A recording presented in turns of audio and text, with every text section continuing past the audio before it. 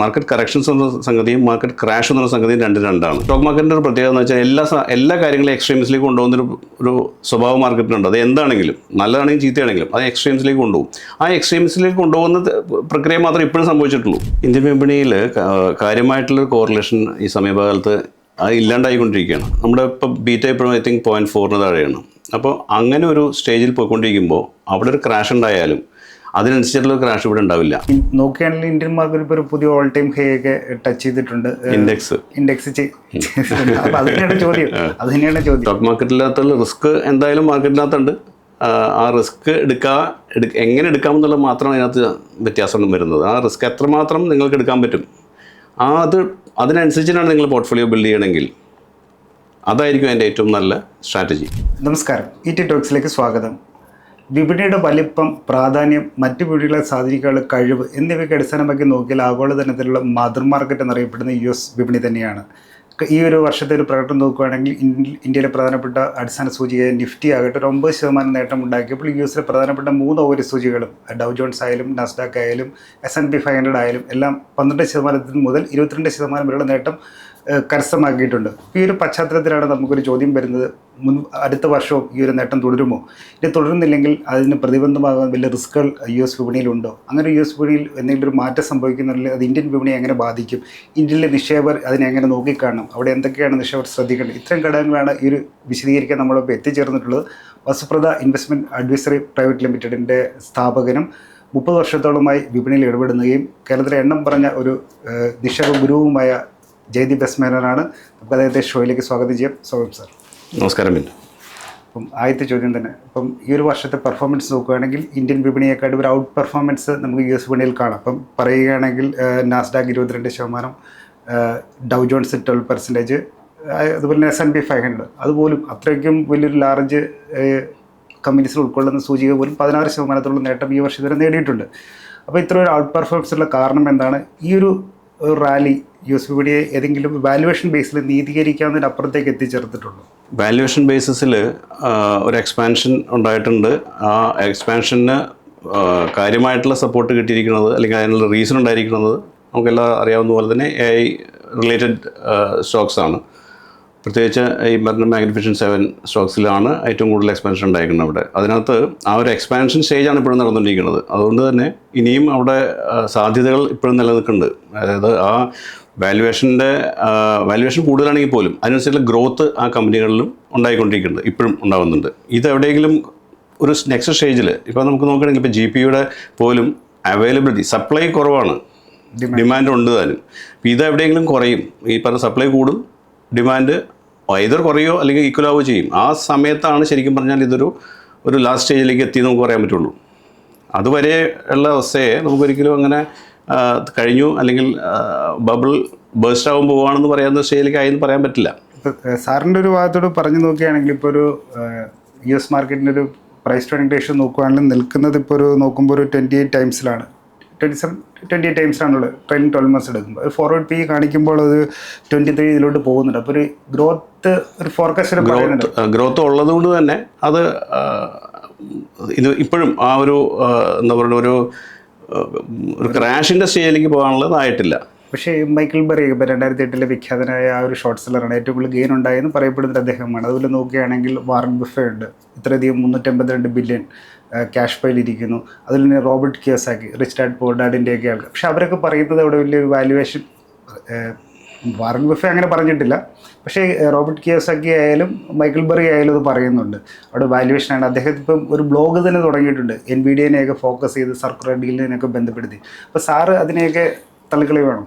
ഇതിനകത്ത് നമുക്ക് ശ്രദ്ധിക്കേണ്ട ഒരു കാര്യം വെച്ചാൽ മാർക്കറ്റ് കറക്ഷൻസ് എന്ന സംഗതിയും മാർക്കറ്റ് ക്രാഷ് എന്ന സംഗതിയും രണ്ടാണ്.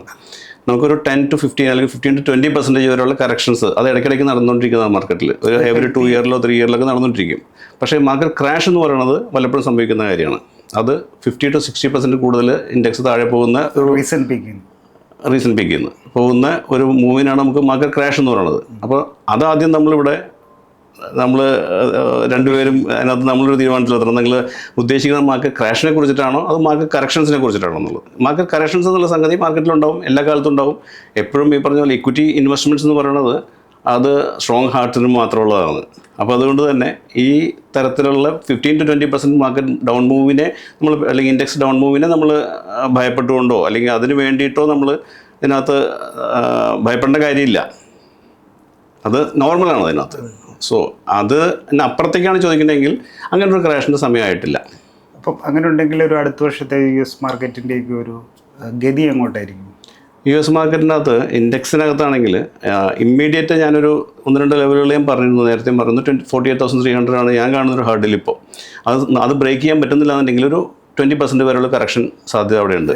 ഡോ ജോൺസ് 30-ൽ 48,300 മുകളിലേക്ക് ഈ വർഷത്തിനുള്ളിൽ ക്ലോസ് ചെയ്യാൻ പറ്റില്ല എന്നുണ്ടെങ്കിൽ ഏതാണ്ട് 36,400 വരെയുള്ള ഒരു കറക്ഷൻസ് അവിടെ സാധ്യതയുണ്ട്. ഓൾമോസ്റ്റ് 20% താഴെയുള്ള ഒരു കറക്ഷൻ. അതൊരു ഹെൽത്തി കറക്ഷൻ ആവുകയും ചെയ്യും. ഇപ്പം ഈ പറയുന്നത് നമ്മൾ ഈ വാല്യുവേഷൻ കൂടുതലാണെന്നുള്ള ആ ഒരു പ്രശ്നങ്ങളൊക്കെ അവിടെ തീരും. സാർ അങ്ങനെ ഒരു നിഗമനത്തിൽ എത്താൻ അല്ലെങ്കിൽ എന്തെങ്കിലും റിസ്കുകൾ കണ്ടിട്ടാണോ? അല്ല, അത് പ്യൂർലി ടെക്നിക്കൽ ബേസിലാണത്.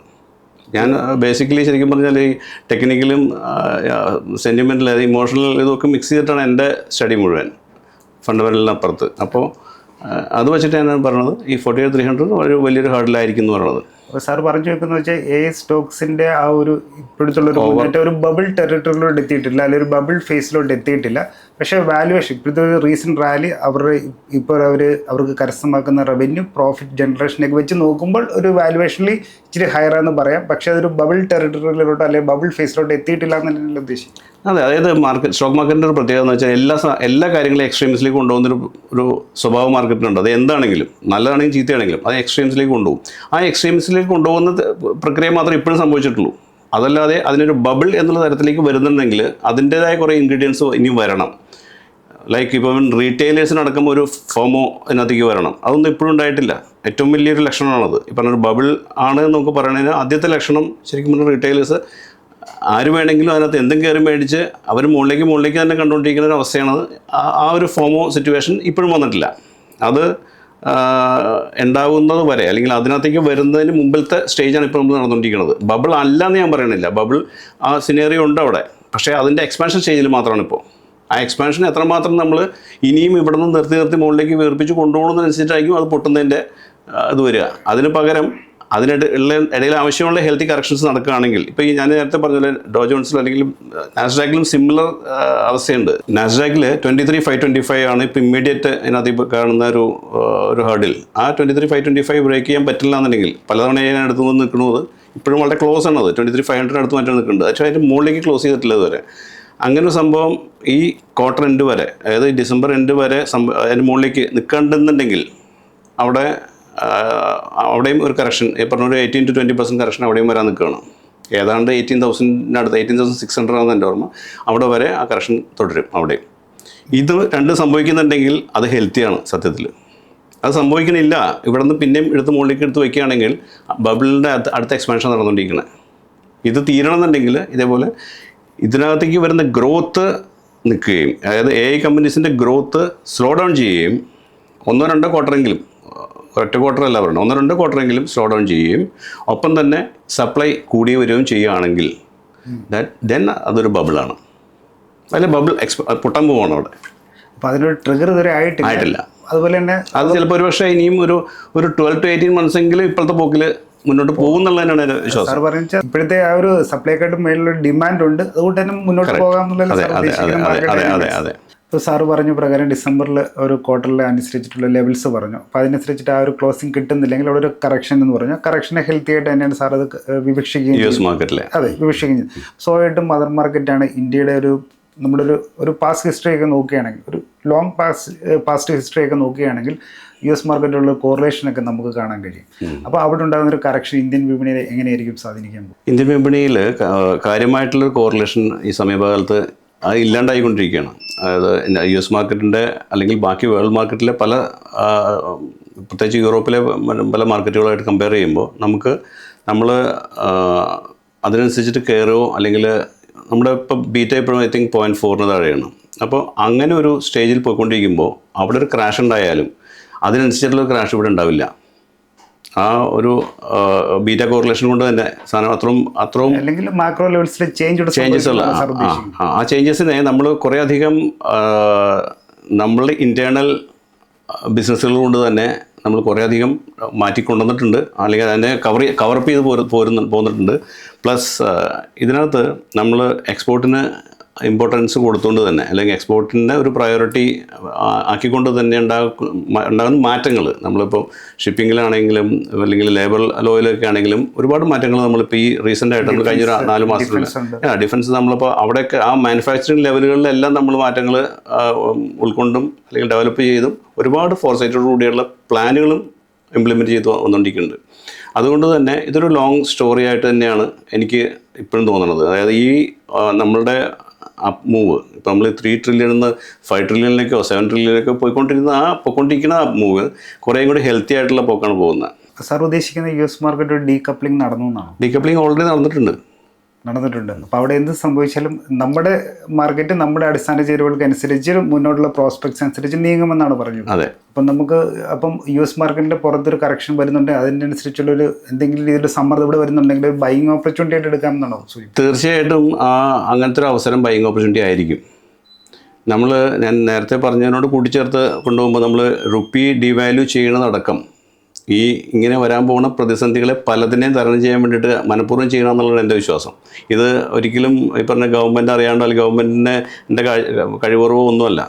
ഇത് നമ്മൾ എക്സ്പോർട്ടിങ്ങിന് നമ്മൾ മാക്സിമം നമ്മൾ എക്സ്പോർട്ട് ഡെവലപ്പ് ചെയ്യുക എന്നുള്ളൊരു ഒറ്റ ഉദ്ദേശം പുറകിൽ വെച്ചുകൊണ്ട് ഈവൻ അമേരിക്കയായിട്ടുള്ളൊരു താരിഫിൻ്റെ തീരുമാനം വന്നാൽ പോലും അതുപോലും നമ്മൾ അഫക്റ്റ് ചെയ്യാണ്ടിരിക്കാൻ വേണ്ടി കണക്കാക്കിയിട്ടാണ് ഇതിനെ ഇത്രയധികം വീക്കാക്കി വിട്ടുകൊണ്ടിരിക്കണം എന്നുള്ളതാണ് എൻ്റെ വിശ്വാസം. സാർ ഉദ്ദേശിക്കുന്നത് വെച്ചാൽ ഇപ്പോൾ രൂപ റെക്കോർഡ് താഴ്ചയിലാണ്, അപ്പോൾ ആ ഒരു റുപ്പിയുടെ ഡീവാലുവേഷൻ പോലെ എക്സ്പോർട്ട് ഓറിയൻറ്റഡ് നമുക്ക് നേട്ടമാകാൻ വേണ്ടി കറക്റ്റ് അതാണ് സിസ്റ്റം നമ്മൾ അതിനനുസരിച്ച് മാറ്റിക്കൊണ്ടിരിക്കുകയാണ്. അത് ആ എക്സ്ട്രീം ലെവൽസിലേക്ക് നമ്മൾ കൊണ്ടുപോയിക്കൊണ്ടിരിക്കുകയാണ് അതിന്. പക്ഷേ ഇപ്പം നമുക്ക് ഇമ്പോർട്ട് നമ്മൾ നോക്കുകയാണ്, ഒരുപാട് ഡിപ്പെൻഡ് ചെയ്യുന്ന രാജ്യമില്ല. അപ്പോൾ അതൊരു കറണ്ട്. പക്ഷേ ഇമ്പോർട്ടിൽ നമ്മൾ ഒരു കാര്യം മനസ്സിലാക്കേണ്ടത്, ഇമ്പോർട്ടിൽ നമ്മൾ മേജർ ഇമ്പോർട്ട് ക്രൂഡാണ്. ആ ക്രൂഡിൻ്റെ ഇമ്പോർട്ട് നമ്മൾ കഴിഞ്ഞൊരു 10 വർഷം എടുത്തു നോക്കുകയാണെന്നുണ്ടെങ്കിൽ ആ ക്രൂഡിൻ്റെ ഇമ്പോർട്ട് കുറയുക ചെയ്തേക്കണേ, കൂടുതലല്ല ചെയ്തേക്കണേ.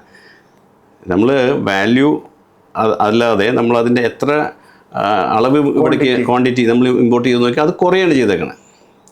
ഇതിന് മറ്റു പല ഘടകങ്ങളും നമുക്ക് ഹെൽപ്പ് ചെയ്യുന്നുണ്ട്. നമ്മളിപ്പോൾ ഫ്യൂൽ എത്തനോൾ ബ്ലെൻഡിങ് അതിനകത്ത് കാര്യമായിട്ട് നടന്നിട്ടുണ്ട്. ഇവിടെ ഇലക്ട്രിഫിക്കേഷൻ അടക്കമുള്ള പല കാര്യങ്ങളും അതിനകത്ത് നമ്മളെ ഹെൽപ്പ് ചെയ്തിട്ടുണ്ട്. പക്ഷേ ഇത് പ്ലസ് നമ്മൾ ഇത്തവണ നോക്കുകയാണെങ്കിൽ ഇപ്പോൾ ഇമ്പോർട്ട് വന്നിട്ട് ഗോൾഡാണ് ഇമ്പോർട്ട് ചെയ്തേക്കണേ. അത് ഗോൾഡ് ഇമ്പോർട്ട് ചെയ്ത് ഗവൺമെൻറ്റാണ് കൂടുതൽ ഇമ്പോർട്ട് ചെയ്തേക്കണേ. അത് ഡോളറിൽ നിന്ന് അവർ മാറിപ്പോണതാവാം, ഗോൾഡിലേക്ക് ആവാം. അപ്പോൾ ഇതെല്ലാം വളരെ പ്ലാൻഡായിട്ടാണ് പോയിക്കൊണ്ടിരിക്കുന്നത്. അപ്പോൾ അതിനെ ഒറ്റയടിക്കൊന്നും ഈ പറഞ്ഞ പോലെ ഈ പുറത്തുനിന്നുള്ളൊരു എക്സ്റ്റേണൽ ഓഫ് കോഴ്സ് ഇപ്പോൾ ഒരു വേൾഡ് ഓവർ ഒരു റിസഷനിലേക്ക് പോവുകയാണെങ്കിൽ ഇന്ത്യ അഫക്റ്റ് ആവപ്പെടും, ഉറപ്പാണ്. പക്ഷേ അങ്ങനെ റിസഷൻ ഉണ്ടാവണില്ല എന്നുണ്ടെങ്കിൽ പകരം ഇതേപോലുള്ള ഏതെങ്കിലും ടൈപ്പ് ഓഫ് ക്രൈസിസുകൾ മാത്രം അവിടെ ഉണ്ടാവുള്ളൂന്നുണ്ടെങ്കിൽ അത് ഇന്ത്യയെ ബാധിക്കാൻ പോകുന്നില്ല. ഒരു ഹെൽത്തി കറക്ഷൻ ആണെങ്കിൽ നമുക്ക് പ്രശ്നമില്ല, അത് നമുക്ക് ഗുണകരമായിരിക്കും. അത് റിസഷൻ പോലെ എന്തെങ്കിലും വലിയ കടുത്ത രീതിയിലുള്ള പ്രതിസന്ധി, പ്രത്യേകിച്ച് അമേരിക്ക അടക്കമുള്ള റിസഷനിലേക്ക് പോകുമ്പോൾ ഇത് കണക്ട് ചെയ്ത് ഒരുപാട് രാജ്യങ്ങൾ പ്രശ്നത്തിലേക്ക് പോകും. സ്പിൽ ഓവർ എഫക്റ്റ് ഉണ്ടാവും, ഉറപ്പായിട്ടുണ്ടാവും. അത് മാത്രമേ നമുക്ക് ശരിക്കും പറഞ്ഞ ഒരു റിസ്ക് ഉള്ളൂ ആ റിസഷനിലേക്ക്. പക്ഷേ ആ റിസഷനിലേക്ക് പോകാൻ ചാൻസ് കുറവാണ്. പണ്ടത്തെ പോലെ പെട്ടെന്നൊന്നും ആ ഒരു സ്ഥിതിയിലേക്ക് പോവില്ല. എന്തായാലും നെക്സ്റ്റ് 3-4 ഇയേഴ്സെങ്കിലും അത് മുന്നിലില്ല. ഇന്ത്യയുടെ അടിസ്ഥാന ഘടകങ്ങൾ ശക്തമാണ്, ഭാവി സാധ്യതകൾ ശോഭനമാണ്. അപ്പം അതുകൊണ്ട് തന്നെ നമുക്കിവിടെ ആ ഒരു അടിസ്ഥാനം കെട്ടിപ്പൊക്കാനുള്ള ഒരു ചേരുവകളിലൂടെ ഉള്ളതിനാൽ തന്നെ US മാർക്കറ്റിൻ്റെ ഗതിയൊന്നും അല്ല ഇനി ഭാവിയിലോട്ട് ഇന്ത്യൻ വിപണിയെ സ്വാധീനിക്കുക എന്നുള്ളതാണ് സാധാരണ.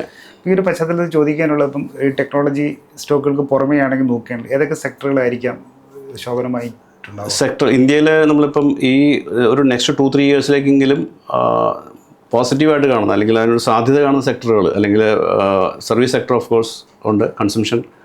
മറ്റൊന്നാണ് public sector banks and private sector banks. Sector vice സാധ്യത ഇനിയും മുന്നോട്ട് ഉള്ളവർ തന്നെയാണ്.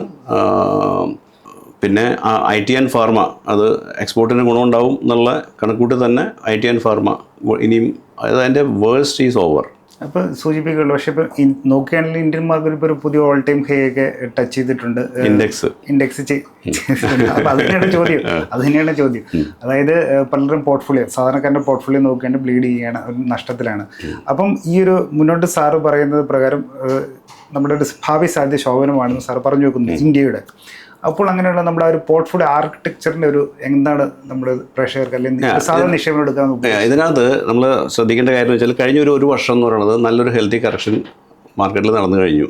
നമ്മളിപ്പോഴും ആ കറക്ഷനിൽ കൂടി തന്നെ കടന്നു പോയിക്കൊണ്ടിരിക്കുന്നത്. അത് കഴിഞ്ഞിട്ടില്ല, അത് ലാസ്റ്റ് സ്റ്റേജിലാണ്. ഈ ക്വാർട്ടറോട് കൂടി അത് തീരണം. അതായത് ഈ നെക്സ്റ്റ് ക്വാർട്ടർ മുതൽ അല്ലെങ്കിൽ ഈ ക്വാർട്ടറിൻ്റെ റിസൾട്ടുകൾ വരുന്നതോടുകൂടി തന്നെ അതിൻ്റെ അകത്തൊരു മാറ്റം വന്ന് തുടങ്ങണം. കാരണം ആ നെഗറ്റിവിറ്റിയുടെ ഒരു എക്സ്ട്രീം സൈക്കിൾ കഴിഞ്ഞു.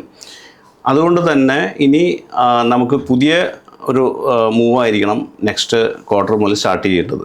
തീർച്ചയായിട്ടും ഞാൻ ഈ നേരത്തെ പറഞ്ഞ സെക്ടറുകളിലേക്കോ ആ സെക്ടറുകളായിട്ട് റിലേറ്റഡ് ആയിട്ടുള്ള സ്റ്റോക്കുകളിലേക്കോ അതിനകത്ത് തന്നെ ക്വാളിറ്റി സ്റ്റോക്കുകളിലേക്കോ ഒക്കെ തന്നെ നിക്ഷേപകർ നിൽക്കുകയാണ് ഇപ്പോൾ വേണ്ടത്. എപ്പോഴും ആ ഒരു ഇൻവെസ്റ്റ്മെൻറ്റ് ആംഗിളിൽ ഒരു ഇൻവെസ്റ്റർ ശ്രദ്ധിക്കേണ്ട കാര്യം എന്ന് വെച്ചാൽ ആ ആൾക്ക് എടുക്കാൻ പറ്റുന്ന അല്ലെങ്കിൽ അയാൾക്ക് ഏറ്റവും ചേരുന്ന തരത്തിലുള്ള റിസ്ക് അപ്പറ്റൈറ്റ് നോക്കി കണ്ടുപിടിച്ചിട്ട് അതിന് പറ്റുന്ന തരത്തിൽ ഇൻവെസ്റ്റ്മെൻറ്റ്സ് അവർ തന്നെ അല്ലെങ്കിൽ ഓരോരുത്തർക്കും യോജിക്കുന്ന രീതികൾ വ്യത്യാസമുണ്ട്. അപ്പോൾ എല്ലാവർക്കും ഒരേ ടൈപ്പ് ഓഫ് പോർട്ട്ഫോളിയോ പറ്റില്ല. നമുക്ക് റിസ്ക് എടുക്കാവുന്ന കപ്പാസിറ്റി അനുസരിച്ചിട്ട് വേണം അതിൻ്റെ ഏത് ടൈപ്പ് ഓഫ് സ്റ്റോക്സിലേക്ക് നമ്മൾ ഇൻവെസ്റ്റ്മെൻറ്റ് പോകണമെന്ന് തീരുമാനിക്കേണ്ടത്. തീരെ റിസ്ക് എടുക്കാൻ പറ്റാത്തവർ കഴിയുന്നത് ലാർജ് ക്യാപ് സ്റ്റോക്കുകളിൽ തന്നെ മെജോറിറ്റി ഇൻവെസ്റ്റ്മെൻറ്റ്സ് നിർത്തുക. ഒരു 70% മുകളിൽ ലാർജ് ക്യാപ്സിൽ നിൽക്കുക. ബാക്കി ഒരു 30%-നുള്ളിൽ ഒരു 20%, 10% ആയിരിക്കണം മിഡ് ക്യാപ്പ് ആൻഡ് സ്മോൾ ക്യാപ്പിലേക്ക് പോകേണ്ടത്. അതേസമയം റിസ്ക് എടുക്കാവുന്നവർക്ക് നേരെ തിരിച്ചു പോകാം. അത് ഒരു 60% വരെയും അല്ലെങ്കിൽ 60 to 70% വരെയും സ്മോൾ ക്യാപ്പ് ആൻഡ് മിഡ് ക്യാപ്പിൽ പോകാം. ബാക്കി 30% ഒരു ലാർജ് ക്യാപ്പിൽ നിന്നാൽ മതി. കാരണം ലാർജ് ക്യാപ്പിൽ ഒരു ഗുണം എവിടെയാണെന്ന് വെച്ചാൽ അത് നമ്മൾ ഈ പറഞ്ഞ ഒരു ബ്ലൂ ചിപ്പ് സ്റ്റോക്സാണ് പലതും അതിനകത്തുള്ളത്. ലാർജ് ക്യാപ്പിൽ തന്നെ നമ്മൾ ഈ പറഞ്ഞ നല്ല ഫണ്ടമെൻ്റൽസ് ലൈക്ക് നല്ല മാനേജ്മെൻറ്റ്, നല്ല പ്രൊഡക്റ്റ് മിക്സ്, അല്ലെങ്കിൽ നല്ല പ്രോഫിറ്റബിലിറ്റി, ഇങ്ങനെയുള്ള കുറച്ച് കാര്യങ്ങളിലെങ്കിലും ഒരു മിനിമം സ്റ്റഡി എടുത്തിട്ട് ഇൻവെസ്റ്റ്മെൻറ്റിലേക്ക് പോവാം. സ്റ്റോക്ക് മാർക്കറ്റിനകത്തുള്ള റിസ്ക് എന്തായാലും മാർക്കറ്റിനകത്തുണ്ട്. ആ റിസ്ക് എങ്ങനെ എടുക്കാമെന്നുള്ളത് മാത്രം അതിനകത്ത് വ്യത്യാസം വരുന്നത്. ആ റിസ്ക് എത്രമാത്രം നിങ്ങൾക്ക് എടുക്കാൻ പറ്റും അതിനനുസരിച്ചിട്ടാണ് നിങ്ങൾ പോർട്ട്ഫോളിയോ ബിൽഡ് ചെയ്യണമെങ്കിൽ അതായിരിക്കും അതിൻ്റെ ഏറ്റവും നല്ല സ്ട്രാറ്റജി. ഈ ഒരു ഘട്ടത്തിൽ ചോദിക്കാനുള്ളത്, ഇപ്പം US വിപണിയിലെ റിസ്കോ കാര്യങ്ങളോ അല്ല ഇന്ത്യൻ വിപണിയെ സ്വാധീനിക്കാൻ പോകുന്നതാണ് സാർ പറഞ്ഞു വരുന്നത്. അപ്പോൾ ആ രീതിയിൽ നോക്കുകയാണെങ്കിൽ ഇനിയൊരു നിക്ഷേപർ ബാക്കി ശ്രദ്ധിക്കേണ്ട കാര്യങ്ങൾ എന്തൊക്കെയായിരിക്കും? ഇതിനകത്ത് ഈ ഇക്വിറ്റി ഇൻവെസ്റ്റ്മെൻറ്റ്സ് എന്ന് പറയുന്നത് എപ്പോഴും ലോങ് ടൈം ഇൻവെസ്റ്റ്മെൻ്റ് ആണ്. അതായത് ലോങ് ടൈം ഇൻവെസ്റ്റ്മെൻറ്റ്സിനെ ഇക്വിറ്റി മാർക്കറ്റിൽ അല്ലെങ്കിൽ ഇക്വിറ്റി മാർക്കറ്റിലേക്ക് വരാവൂ എന്നുള്ള അഭിപ്രായക്കാരനാണ് ഞാൻ. ഒരു 2 to 3 ഇയേഴ്സിൽ താഴെ ആവശ്യമുള്ള ഫണ്ടുകളോ അല്ലെങ്കിൽ അതിൽ താഴെയുള്ള ഇൻവെസ്റ്റ്മെൻറ്റ്സുകളോ ഒരിക്കലും ഇക്വിറ്റി മാർക്കറ്റിലേക്ക് കൊണ്ടുവരരുത്. അപ്പോൾ ഒരു മിനിമം ഒരു 7 to 8 ഇയേഴ്സിനപ്പുറത്തേക്കെങ്കിലും ഇൻവെസ്റ്റ്മെൻറ്റ്സ് എന്നുള്ള തരത്തിലായിരിക്കണം ഇപ്പോൾ ഇക്വിറ്റി ഇൻവെസ്റ്റ്മെൻറ്റ്സിലേക്ക് നമ്മൾ അപ്രോച്ച് ചെയ്യേണ്ടത്. അതുകൊണ്ട് തന്നെ ഈ വരുന്ന ഓരോ കാര്യങ്ങളെക്കുറിച്ചിട്ടോ അല്ലെങ്കിൽ മുമ്പിൽ വരുന്ന ഈ പ്രശ്നങ്ങളെക്കുറിച്ചിട്ടോ ഒന്നും നിങ്ങൾ വറീഡ് ആവാതെ തന്നെ അതിനകത്ത് നമ്മൾ ഇൻവെസ്റ്റ് ചെയ്യുന്ന കമ്പനികളുടെ ഫണ്ടമെൻ്റൽസിലോ അല്ലെങ്കിൽ അതിൻ്റെ ഗ്രോത്തിലോ അതിൻ്റെ ക്വാളിറ്റിയിലോ എന്തെങ്കിലും കുറവുകൾ വരുന്നുണ്ടെങ്കിൽ അതിൽ മാത്രം ശ്രദ്ധിച്ചുകൊണ്ടായിരിക്കണം ഇൻവെസ്റ്റേഴ്സ് മുന്നോട്ട് പോകേണ്ടത്. അല്ലാതെ ഒരിക്കലും മാർക്കറ്റിൽ നടക്കുന്ന ബാക്കിയുള്ള നോയ്സിനെ ഒരിക്കലും നമ്മൾ ചെവി കൊടുക്കാണ്ടിരിക്കുക. ആ നോയ്സാണ് ആളുകളെ മുഴുവൻ പ്രശ്നത്തിലാക്കുന്നത്. അതിന് ചെവി കൊടുക്കാണ്ടിരിക്കുക. അപ്പോൾ കമ്പനിയെ പറ്റി പഠിക്കുക, കമ്പനിയുടെ ക്വാളിറ്റി നോക്കുക, അത് ഇടയ്ക്കൊരു ഇടവേളകളിൽ ചെക്ക് ചെയ്യുക. അതിലെന്തെങ്കിലും മാറ്റം ഉണ്ട് അത് സ്ഥിരമായിട്ട് നിങ്ങൾ ചെക്ക് ചെയ്തുകൊണ്ടിരിക്കുക. അതിനകത്ത് എവിടെയെങ്കിലും കുഴപ്പങ്ങൾ വരുന്നുണ്ട് നിങ്ങൾ കണ്ട ആ പ്ലസ് പോയിന്റുകളിലോ അല്ലെങ്കിൽ അതിനകത്ത് എന്തെങ്കിലും മാറ്റങ്ങൾ വരുമ്പോൾ, അപ്പോൾ ഞാൻ പറയാറുണ്ട്, സാധാരണ നിങ്ങൾ ഇൻവെസ്റ്റ് ചെയ്തിരിക്കുന്ന കമ്പനികളിലെ കോൾ അടക്കം നിങ്ങൾ ശ്രദ്ധിച്ചുകൊണ്ടിരിക്കണം എന്നുള്ളത്. കാരണം വെച്ചാൽ അതിനകത്ത് മാറ്റങ്ങൾ വരുന്നത് നിങ്ങൾക്ക് അറിയാൻ പറ്റും. ലൈക്ക് നമ്മുടെ കുട്ടികളുടെ കാര്യങ്ങളിൽ നമ്മൾ ഒരു ദിവസം അതിന് മാറ്റം ഉണ്ടെങ്കിൽ നമുക്ക് മനസ്സിലാവില്ല എന്ന് പറഞ്ഞ പോലെ തന്നെ നമ്മൾ ഇൻവെസ്റ്റ് ചെയ്തിരിക്കുന്ന കമ്പനികളിനകത്തും അതിൻ്റെ സ്വഭാവത്തിന് എന്തെങ്കിലും മാറ്റം വരുന്നുണ്ടെങ്കിൽ അവിടെ നമ്മൾ കോഷ്യസ് ആവണം. നമ്മൾ എക്സിറ്റ് ചെയ്യണമെങ്കിൽ എക്സിറ്റ് ചെയ്യണം, അല്ലെങ്കിൽ നമ്മൾ അതിനകത്ത് കൂടുതൽ ആഡ് ചെയ്യണമെങ്കിൽ ആഡ് ചെയ്യണം. അതാണ് വേണ്ടത്. അല്ലാതെ ഒരിക്കലും അതിനകത്തൊരു പെട്ടെന്നുണ്ടാവുന്ന ചെറിയ കയറ്റങ്ങൾ ഇറക്കങ്ങൾക്ക് വേണ്ടിയിട്ട് ഒരിക്കലും ഷെയർ മാർക്കറ്റിനെ അപ്രോച്ച് ചെയ്യരുതെന്നുള്ള അഭിപ്രായക്കാരനാണ്. US മാർക്കറ്റിൻ്റെ ഭാവി സാധ്യതകൾ അതുമായി ബന്ധപ്പെട്ട് ഇന്ത്യൻ വിപണിയിൽ ഉണ്ടാകുന്ന മാറ്റങ്ങളെക്കുറിച്ചുമാണ് ജയദീപ് സാർ നമ്മളോട് പങ്കുവച്ചത്. മറ്റൊരു വിഷയം വീണ്ടും കണ്ടുമുട്ടാം. നന്ദി, നമസ്കാരം.